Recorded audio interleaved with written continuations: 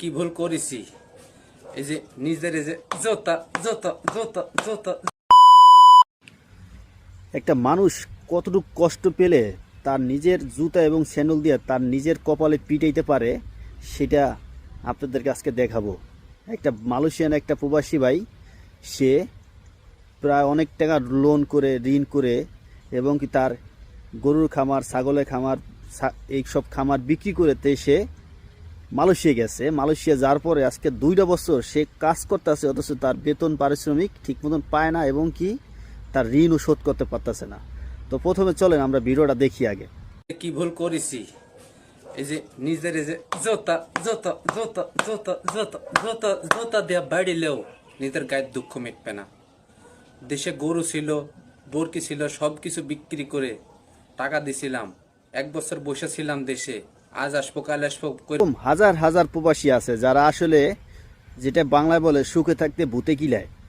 এই সুখে থাকতে ভূতে কিলায় এই জিনিসটা আসলে তারা বোঝে না যে বাংলাদেশে ছোট্টখাটো একটা ব্যবসা করে, ছোটোখাটো একটা খামার করে থাকা যায়, চেষ্টা করা যায়। চেষ্টা করলে তারা সব কিছু ঋণ করে সব কিছু বিক্রি করে তারা আসলে বিদেশে চলে আসে।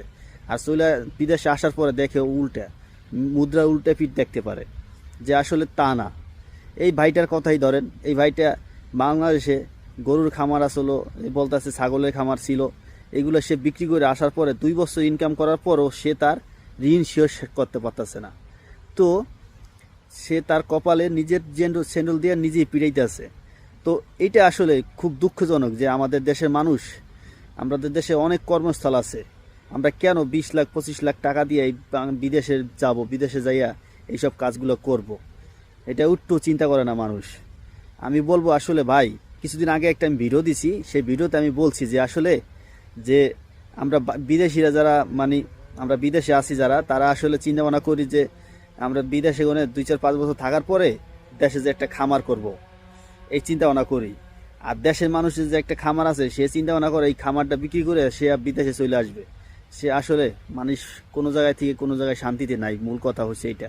তো এই ভাইয়ের কথাই শুনলাম, যে ভাইয়ের কথাটা খুবই কষ্ট পাইলাম, যে আসলে ভাইটা খুবই কষ্ট নিয়ে বিদেশে আছে, সে এখন চলে আসবে দেশে।